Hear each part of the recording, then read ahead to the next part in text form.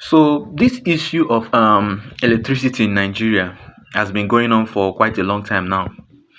But the truth is that it is within the government's power to provide stable electricity for Nigerians. And for them to do that is very, very easy. It is very easy. You see, do you know the main reason? Like, I can beat my chest and say that the main reason for Nigeria not having stable electricity is the crude oil, which is now refined as fuel. Yes, because what people don't know is that, see, the government know what they are doing, and it is at our own best interest. I know some of you will be like, how is this in our own best interest? But let me explain it to you now. It is in our own best interest. See, if there is stable electricity in Nigeria, stable electricity, I mean by like the government investing in other forms of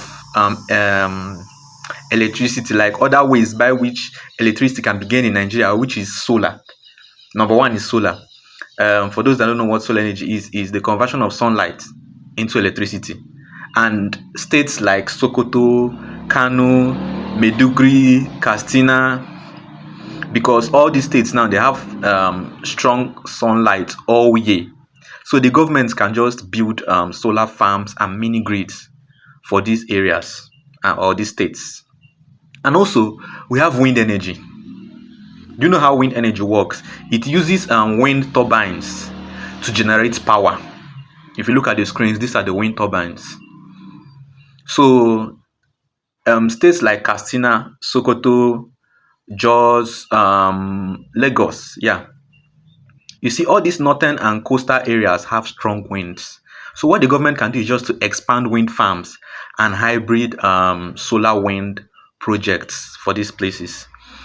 And there are a lot of villages that have never seen light, or in some cases you go to some villages and they'll be like, we've not seen light here for the past 3 to 4 years. By this, if the government can invest fully in these forms of energy, you'll see that these people will have light. There will be stable electricity in the whole of the country, whole of Nigeria. There will be stable electricity. We also have hydropower. It uses dams and rivers to produce electricity. That is just what hydropower is, converting of all these rivers, the force on which they flow to just produce electricity. The best states are Niger, which we have the Kainji Dam and the Jeba. We also have they can also build it in Kaduna, Benue, and Taraba. Why? Because Nigeria has several large and small rivers. So the government can just or how do I put it now?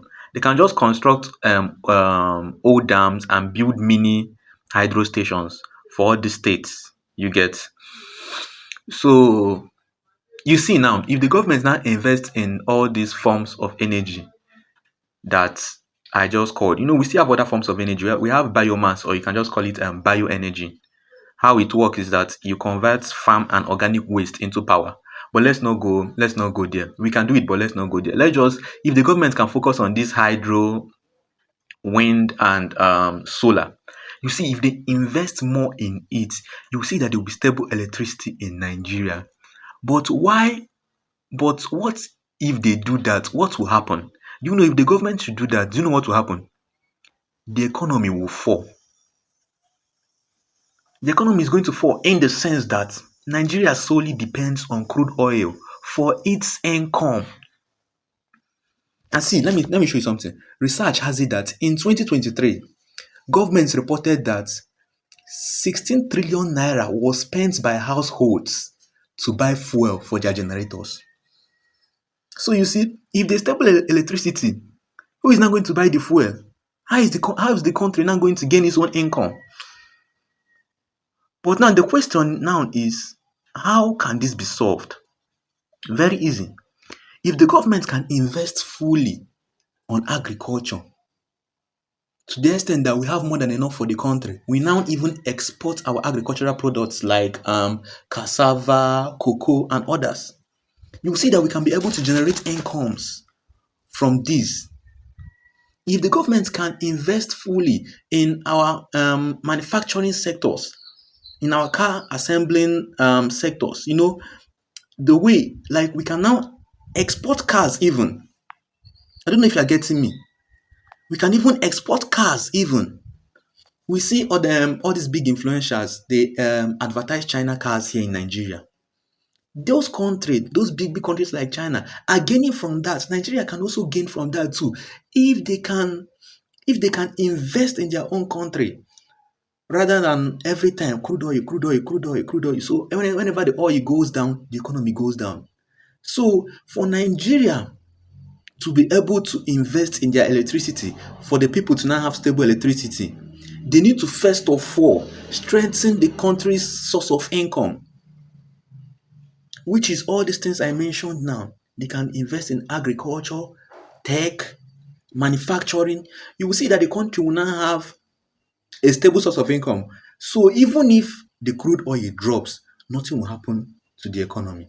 Because I tell you, once the crude oil drops and we don't have any source of income, we are going to suffer it the most because prices of things in the market are going to skyrocket.